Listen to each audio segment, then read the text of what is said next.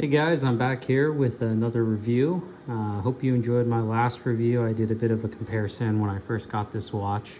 This is the Grand Seiko SBGE257, which is the ceramic bezel in green with a GMT and spring drive complication from Grand Seiko.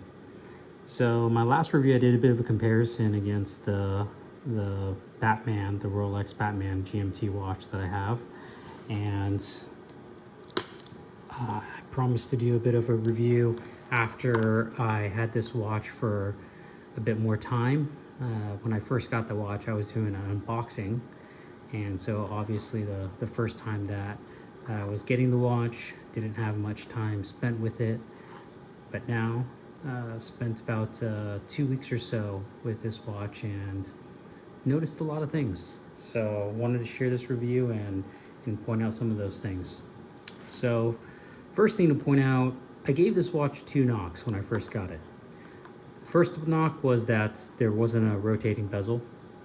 You can see here that it has a fixed bezel for the GMT complication. Most, or I won't say most, there's a lot of watches that don't have rotating bezels. So as an example, the Rolex Explorer 2 also has a fixed bezel. But other watches, and actually I'm wearing the Batman on my other wrist here. There is a rotating bezel, and that helps a lot for tracking a third time zone. So that was one knock on the watch. Didn't have that rotating bezel, and the thickness of the watch was the second knock. So I'm very happy to say, and also something that I've noticed now, and I just really did not notice when I first got this watch, is how much the thickness really does not bother me at all. And I read about watches a lot, spend time on the forums, spend time on Grand Seiko's website, just scouring the web. Hodinkee, obviously one of them. And just reading different watch articles. And one thing that I've read about Grand Seiko is how they, in 1960, released Grand Seiko watches. They had a grammar of design that they followed, where there's various aesthetics that they follow in designing their watches, and polishing light was one of them. I never really understood what that meant. They talk about the Zaratsu polishing as a part of it, and I did not appreciate it until I got this watch, and you can see what they're able to do. And so this is why the thickness doesn't bother me at all. When you look at this watch and you just see it sitting there on your wrist, it creates this amazing shadow because of the amount of reflection and mirror finish that you have on the side of the case, and it has a curvature on it as well, that it just does not look thick. And I've seen this watch in a lot of different angles and a lot of different lights, and it just, you rarely ever feel like this watch is a thick watch. And they really are able to play with that light with these hairline finishes. So let me get up in close here with the hairline finish that they have on the lugs, and then they switch over to the Zaratsu polishing here and along the side, and you really are able to play with that light where you can't tell that it's a thick watch. And it has the heft, it has weight to it, but it's not overly heavy. And so I'm very happy to say that the thickness has not bothered me at all. I frankly haven't even noticed it, and when I look at the watch, I feel like it's even much thinner than I would expect it to be for a 14.7 millimeter thickness watch. So the second thing that I mentioned as a knock was the fixed bezel. That one still bothers me. I I've had to choose one time zone. If you're somebody that doesn't track a lot of time zones like I do, I mentioned that in another review where I work with a lot of different geographies throughout the week. And for me, having to pick one time zone, it has been a pain. I don't readily and easily change the GMT time, because the way to do that, so let me actually see if I can do that right now for you. So the way to do that, to change the time zone for the GMT, is that you literally actually have to change the minutes in hour time. And then after you've done that, that changes your GMT.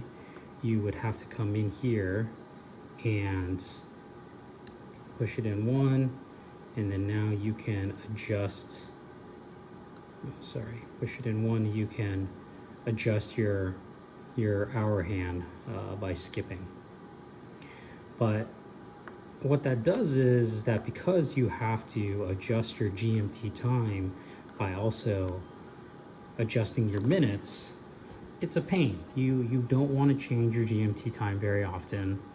And so if you're somebody that is tracking multiple time zones, it's just so much easier to do that with a rotating bezel. So for example, with this watch, which is the Rolex Batman, you have your GMT time that is set. And what you do when you want to have a different time zone is, you know that, okay, well, this is GMT time, which is at 0. I want to go over 2 hours for Central Eastern Europe time right now, and you move it over 2. If I want to move over to Taiwan, I'm going to move it across 8. And then now you have your GMT hand set to the Taiwan time. So it's just so much easier to change the time zone in different geographies when you're using a rotating bezel. So that is definitely still a knock. Not super happy about the non-rotating bezel, but I'm okay with it. I'm okay with it. It's something that I've grown to live with over these last couple of weeks. So outside of the 2 knocks, the things that I've really noticed these last couple of weeks as well is that they have just amazingly done such a nice job with a couple of things. So the first thing is the dial. The dial, I'm inside right now. I thought about doing this review outside, but it's just way too hot. The dial is green, and indoors right now, you can see that it's actually almost looks like a black, but it is most definitely green. When I look at it, not in the camera lens, it definitely still looks black, both on the dial as well as on the bezel. But when you bring it into different lights, and I really can't bring it into different lights right now here, but when you bring it into different lights, it gets to an almost forest green. I'm gonna see if I can cut in some images that I took of this watch in the sunlight so you can see what I'm talking about. And it's just an absolutely beautiful dial. Beautiful color that they did there. The other thing that they did that was just amazing is these indices. It's really top notch. The fact that they bevel every single one of these indices, the hour and the minute hand, you get just such a nice shine. You can see I'm just kind of rotating this around. I brought this into my service advisor. I was taking a look at some other watches. They sell primarily Rolex and Patek there. And I showed him this Grand Seiko, and he looked at it and he said, wow, are those white gold indices? And I said, no, it's how they do it with those bevels.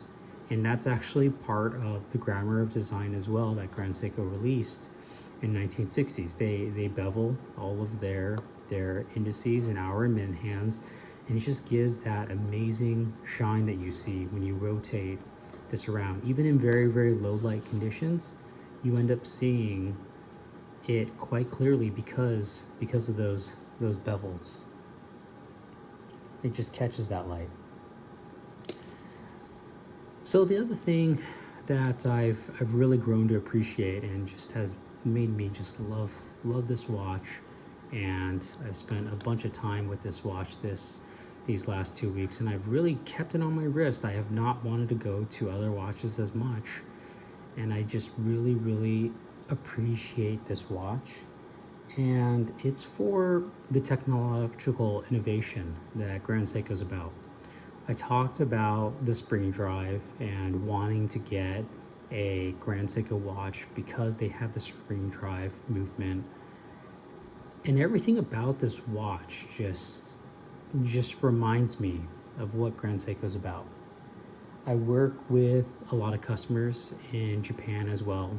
I have in a past life in a medical device company, and the Japanese culture is just constantly reminds me of the pursuit of perfection, if it's not already there.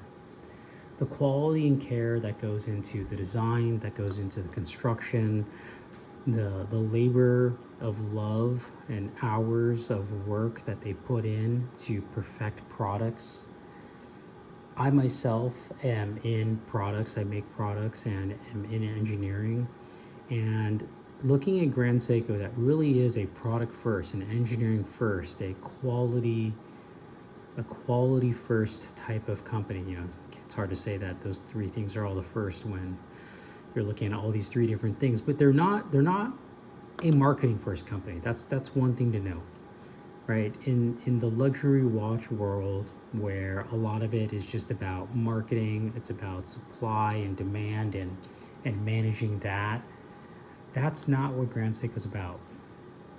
They're about quality, they're about the product being first, they're about engineering and innovation, and all of those things are things that remind me of why Grand Seiko is so amazing. And having this watch on my wrist as I'm going through my own product design myself, it really brings that in mind, and it's an inspiration for myself. So to conclude here, been super happy with this watch, really happy with the purchase. That constant reminder where I can look down at my wrist and it just reminds me of that quality, engineering first. You look at that beautiful sweep of the spring drive and it reminds you of that technological innovation. It has been a absolutely beautiful piece. Been really happy with it.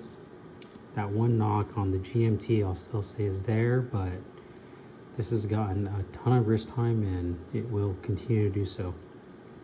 Hopefully this review has helped you guys out in making your purchase decisions. It's an amazing piece.